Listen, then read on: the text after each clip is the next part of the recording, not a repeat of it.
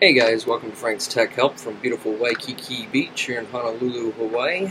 Today we're going to be upgrading the RAM on a MacBook White 2.4 gigahertz system. And let me jump over here.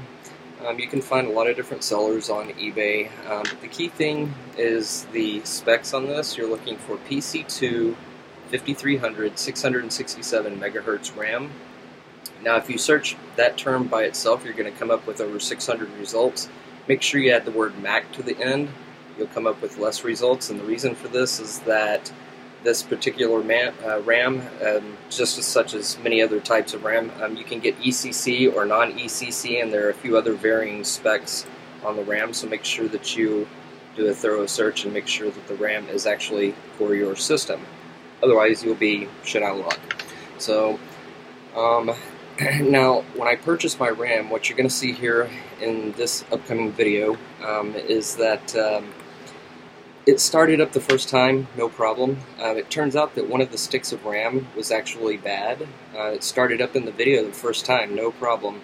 So I was kind of surprised with that, but it started having errors right after that, and I changed out one of the sticks with a 1 gig that was already in here, and then I changed out the other stick and determined which one of the two sticks was bad. The seller that I purchased from was more than happy to exchange it for me. In fact, sent it out the same day.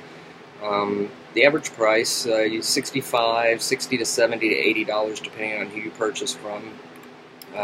Once again, you just have to search eBay. There's only 11 sellers on there right now, but I'm sure you could probably find more. So without further ado, I'm going to play the installation video. Make sure that you have a screwdriver, a coin to open up your battery slot there, and your RAM ready to go. And I'm going to mute my mic, and I'll be right back with you guys.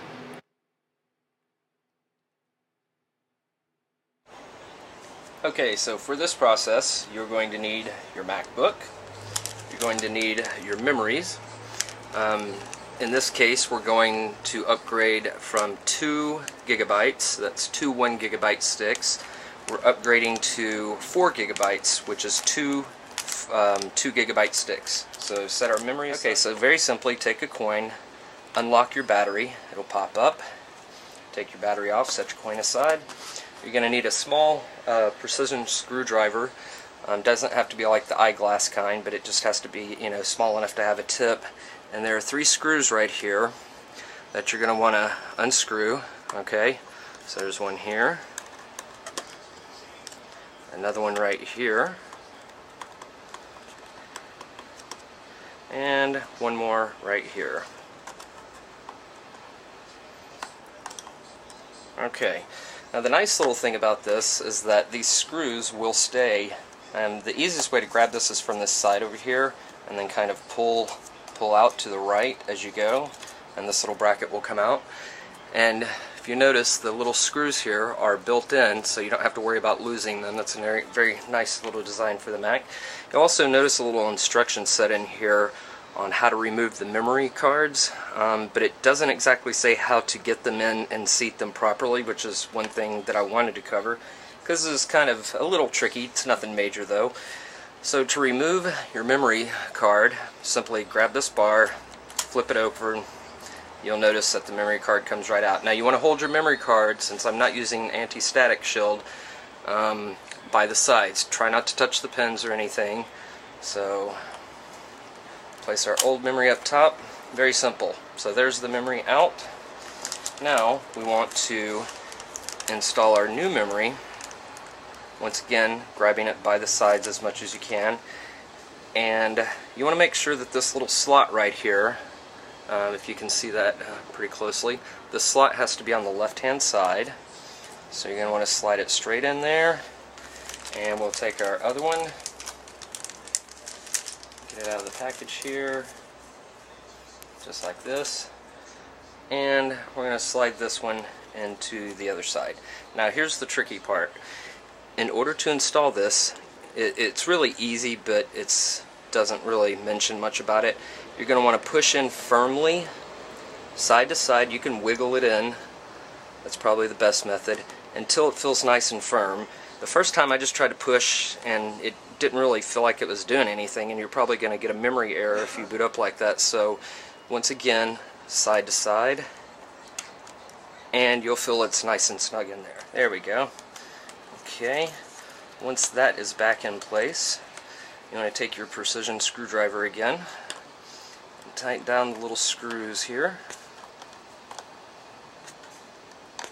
Just go finger tight till it feels snug. You don't want to strip out the screws or do anything kind of damage or anything. So nice and snug there.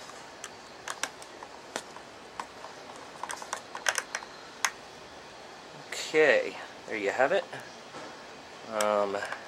Freshly installed memory. So I suggest taking your old memory and placing it back inside your anti-static bag. So once that's done, you're going to want to pop your battery back in, take your coin, lock it back into position, and since I'm using my hard case cover, I want to slide that back into position there and flip this open and make sure that everything is in place, nice and locked in.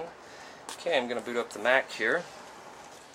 Okay, so there you have it. It's up and running, and once it's up, you want to click your Apple and choose About This Mac, and down here you'll see 4 GB running at 667 megahertz, DDR2 SD RAM. Let me zoom in on that for you there real quick. Give you a little view of what you will see.